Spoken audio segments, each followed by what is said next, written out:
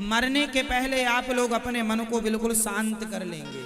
अरे जिंदगी भर तो अशांत था ही, मरते मरते भी अशांत हुआ, तो फिर मुझे ये बताओ कि तुम्हारा मनुष्य बनना क्या सार्थक हुआ? आप मनुष्य क्यों बने हैं? जो काम आप लोग कर रहे हैं ये काम तो कुत्ते बिल्ली भी कर रहे हैं। तुम क्या कर रहे हो? बच्चे पैदा कर रहे हो। बच्चे पैदा तो सूअर भी कर रहे हैं, हाँ या ना? बच्चा पैदा करने का काम केवल आप लोग ही करते हैं, ऐसा नहीं है। कुत्ता बिल्ली पक्षी हर योनि में बच्चे पैदा करने की व्यवस्था है या नहीं? बोलो हाँ। फिर तो तुम भी बच्चे पैदा करने में लगे हो, सूअर भी बच्चा पैदा करने में लगा है, फिर उसमें तुम में अंतर क्या रहेगा? तुम भी खाने में लगे हो, ये खा ले वो खा लो, वहां से बुला लो, वहां से कुछ भी खा लो, देखना नहीं है कैसा है, खा लो। अरे खाने पीने के पहले विचार करो क्या खाने लायक है क्या नहीं है। हमारे यहाँ तो कोई आदमी मर जाए और उसकी माटी में चले जाएं तो घर आते हैं तो नहाना पड़ता है।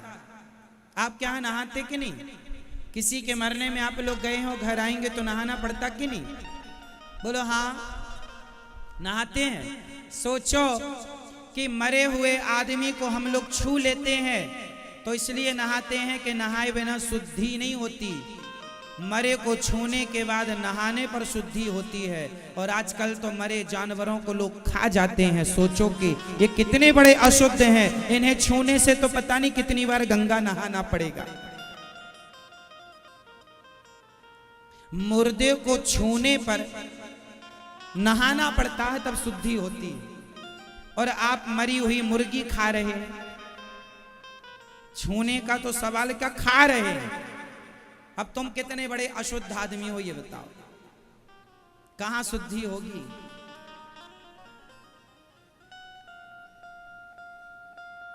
क्यों मैया? इतना भ्रष्ट हो गया है आज का व्यक्ति, पूछो मत। जो मन में आता है भले गलत है, करता अपने मन की है। याद रखो, इंसान हो, कुछ भी खाना काम तो सूअर कुछ भी खा लेता है। क्यों? कुछ भी कौन खाता? कुत्ता कुछ भी खा लेता है, कुत्ता कुछ भी खाता है, सूअर कुछ भी खाता है। उसके अंदर विचार नहीं है क्या खाना है क्या नहीं खाना, अक्ल नहीं है। इनको जगा दो। आपके पास हमारे पास अक्ल है, क्या खाएं क्या ना खाएं, इसलिए वही खाओ जो खाने लायक है। मांस इत्यादि हमारे लिए नहीं, हमारे लिए तो दाल चावल सब्जी रोटी फल फूल सलादें इत्यादि चीजें खाने लायक हैं, वो खाओ भोग लगाकर ठाकुर जी का। खाने का मुंह है तो कुछ भी खाओगे, ऐसा नहीं। यदि बच्चा पैदा करने आए हो तो बच्चा सूअर भी पैदा करता है। खाने का काम तो सब लोग, सूअर भी खाता है।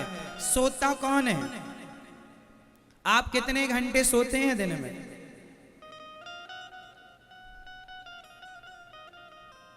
बेटा बताओ, आप कितने घंटे सोते हैं?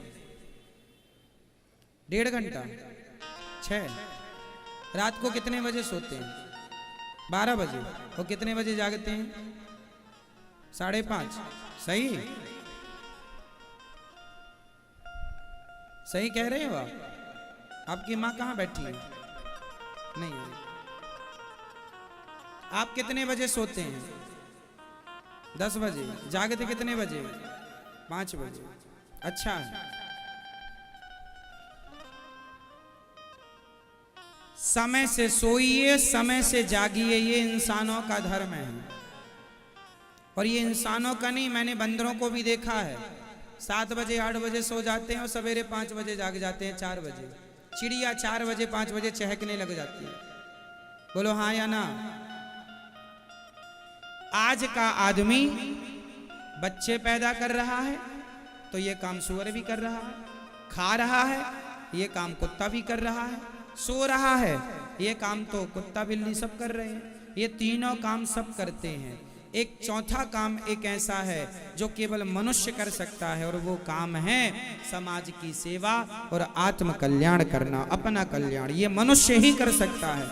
अपने मन को वश में मनुष्य कर सकता है, और मनुष्य होकर ना किया तो फिर आपका मनुष्य होना बेकार है। इसलिए आप लोग अपने मन को अभी से कंट्रोल करो और मरने के पहले बिल्कुल साध लो। और यूं मन में उथल पुथल मच गई ना, मर गई ना मैया, तो अगला दुर्गति हो जाएगी। सारी टेंशन चिंता छोड़ दो, अब सब भगवान जी करेंगे। आप तो आनंद से भगवान का चिंतन करते करते सारा मन भगवान के चरणों में लगाकर शांत करके मन को फिर भगवत चिंतन करते करते प्राण त्यागिएगा, फिर त्यागिएगा प्राण। यदि मन जरा भी गलत रास्ते पर मरते समय चला गया तो आपकी बड़ी दुर्गति हो जाएगी। इसलिए ज्यादा से ज्यादा मन को केंद्रित कीजिए, मन शांत होगा। अच्छा एक बात बताओ, सुई स्थिर है तो ही उसमें धागा जा सकता है। यदि सुई चल रही है, हिल डुल रही है, उसमें धागा जा सकता है? उसी तरह मन जिस दिन केंद्रित हो गया, स्थिर हो गया, उसी स्थिर मन में परमात्मा रूपी धागा प्रवेश कर जाएगा। अब केंद्रित हुआ ही नहीं तो भगवान जाए कहां से? मन भी उतना ही बारीक है जितना सुई का छेद बारीक होता है, उसमें धागा जाएगा। मन मंदिर में भगवान जाएंगे, शर्त है मन को स्थिर करना पड़ेगा। क्या मन को, क्या सुई को हम हिलाते रहें और आपसे कहें धागा डालो, तो क्या पॉसिबल है? संभव नहीं, हो ही नहीं सकता। उसी तरह मन को केंद्रित किया जाए, और मन जब केंद्रित हो जाएगा तो भगवान प्रवेश कर जाएंगे। बस मन केंद्रित हो जाए। तो गोपियां जो हैं ये सारा काम धाम छोड़कर इसलिए आ गईं क्योंकि इनका मन इतना केंद्रित था कि भगवान के सिवाय इनके मन में कोई था ही नहीं। इसलिए सब छोड़ दिया, और छोड़ क्या दिया? छूट गया। मन में जब भगवान बैठ जाते हैं, मन भगवान में लग जाता है तो संसार छोड़ना नहीं पड़ता मेरी माँ, संसार छूट जाता है। छोड़ना और छूट जाना ये दोनों बातें अलग अलग हैं। यदि आपने छोड़ दिया तो छोड़ देने का अभिमान बना रहेगा कि मैंने छोड़ा है, पर छूट गया तो अभिमान नहीं आएगा। बात समझ में आई? नहीं आई? चलो फिर से समझाते हैं। आम जब तक कच्चा होता है पेड़ को पकड़ के रखता है, और वही आम जब पक जाता है तो पेड़ से छुड़ाना नहीं पड़ता। कच्चे आम को छुड़ाना पड़ता है, लाठी मारोगे तब गिरेगा, पत्थर मारोगे तब गिरेगा, पर पक जाए आम तो अपने आप पेड़ को छोड़ देता है। जिस दिन भक्त की भक्ति पक जाएगी उस दिन संसार छोड़ना नहीं पड़ेगा, सब अपने आप छूट जाएगा। ये संसार छोड़ना है। और आप लोग बूढ़े हो गए हो, आपके बाल भी पक गए हैं कुछ लोगों के, अब बाल भी पक गए तो मन को भी पकाओ। कच्चा मन और पक्का मन में क्या अंतर है? कच्चा मन, आपका मन कच्चा है कि पक्का? जोर से, जोर से। आपका मन कच्चा है कि पक्का? कच्चा मन उसे कहते हैं जो संसार को पकड़ के रखा हो।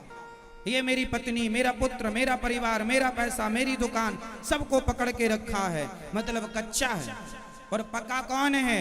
जो रहे सबके बीच में पर रहते हुए भी पकड़े किसी को ना, पकड़े तो केवल भगवान को पकड़े, मेरे तो गिरधर गोपाल। तो आपका मन माना कि अभी कच्चा है, कोई बात नहीं, पर मरते बाल भी पक गए, मन भी पका लो। मेहंदी पोत पोत के काला कर लिया, ये मैया ने तो लाल कर रखा है सब।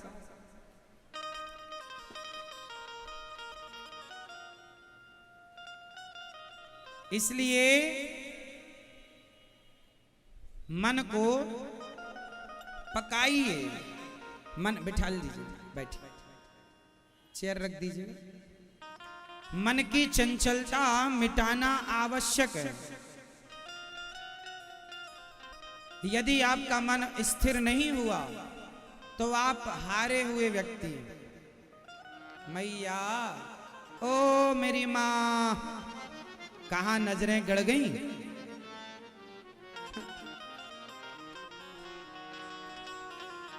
यदि आपने अपने मन को समय पर अपने मन को कंट्रोल नहीं किया तो आप असफल व्यक्ति हैं।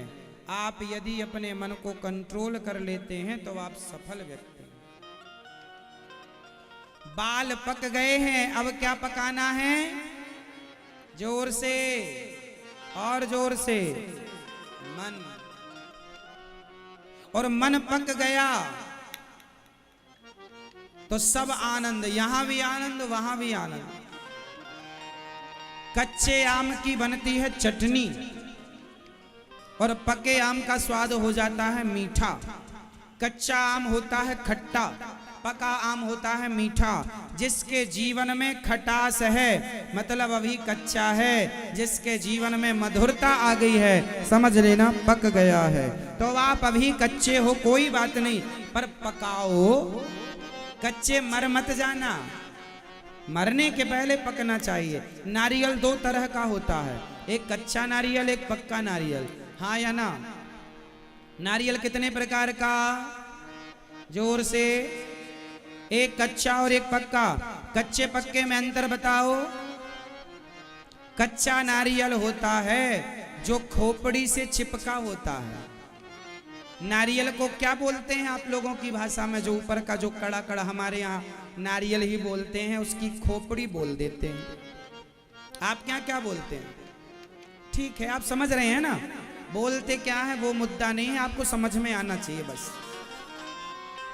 जो नारियल होता है, कच्चा नारियल आप तोड़ेंगे ना तो खोपड़ी टूटेगी ना तो उसका गोला भी टूट जाएगा, जो उसके अंदर गोला होता है। और पका हुआ नारियल तोड़ेंगे तो खोपड़ी टूटेगी पर पका हुआ नारियल नहीं टूटेगा, उसका गोला अलग होगा। ये नारियल कच्चा नारियल है या पका हुआ? जोर से। हाँ, ये पका हुआ है। जब इसकी खोपड़ी ऊपर वाली टूटी होगी ना तो ऊपर वाली तो टूट गई होगी, पर देखो इसका कुछ भी नहीं बिगड़ा, ये भी तो अंदर से निकला होगा। क्यों? देखो इसका कुछ भी नहीं बिगड़ा। जबकि ये कच्चा होता और फिर तोड़ा जाता तो ये भी टूट जाता खोपड़ी के संग संग। बात सही है कि गलत है? सही है। उसी तरह कच्चा और पक्का, जो कच्चे मन का आदमी है, जिसका मन अभी कच्चा है, कच्चे आदमी की जैसे पत्नी मर जाए, किसी की पत्नी मर गई, एक पुरुष आया, महाराज मैं मर गया, मैं मर गया, मैं मर गया। तू मर गया? तू कहां मर गया? तू तो जिंदा। महाराज मेरी पत्नी मर गई। तेरी पत्नी मर गई है और तू कहता मैं मर गया। ये कच्चा है। पत्नी मरी, खोपड़ी टूटी तो ये भी टूट गया। पत्नी मरी तो इसको लगा मैं मर गया। किसी का नुकसान हो जाए 1 लाख का, अरे महाराज मैं मर गया, मैं बर्बाद हो गया, मैं मर गया। तू कहां मर गया? ये कच्चा है, क्योंकि दुकान से इसका इतना अटैचमेंट था जैसे कच्चे नारियल का खोपड़ी से अटैचमेंट हो जाता है। वो टूटती है तो ये भी टूट जाता है। दुकान से, परिवार से, पति से, पत्नी से, पुत्र से इतना अटैच हो जाता है आदमी कि उन्हें कुछ होता है तो इसे लगता है हमें कुछ हो गया। और ये कच्चा है। अब पका हुआ वह है कि जिसका कोई कुछ भी चला जाए लेकिन वो ये जाने कि ये तो सब भगवान की अमानत थी, भगवान के पास चली गई, हमारा तो कुछ था ही नहीं, हमारे तो भगवान थे, हैं, रहेंगे। ये ज्ञान आ जाना कि सब भगवान का है, ये ज्ञान धारण कर लेना, यही पका हुआ। सब भगवान का है ये मान लेना पका हुआ भक्त। मन कच्चा और मन पक्का।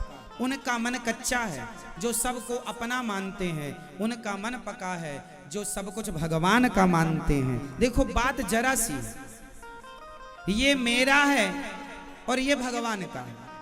यदि कहूं कि मेरा है तो नुकसान भी फिर मेरा होगा, और कहूं कि सब भगवान का तो भगवान जाने और भगवान का काम जाने।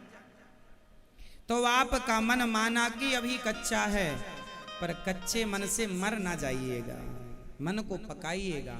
तो कौन कौन अपने मन को पकाना स्टार्ट करेगा अब से? कच्चे नारियल बनोगे कि पक्के नारियल? हाँ, कच्चे पक्के नारियल। खोपड़ी टूटे तो टूट जाए पर गोला नहीं टूटेगा। ये दुनिया में कुछ होए होता रहे, पत्नी पति पुत्र परिवार हम सब इस धरती में मेहमानी करने आए हैं। किसी की मेहमानी कभी पूरी हो जाए, किसी की कभी। इसलिए दुनिया में रहो पर अटैचमेंट दुनिया से।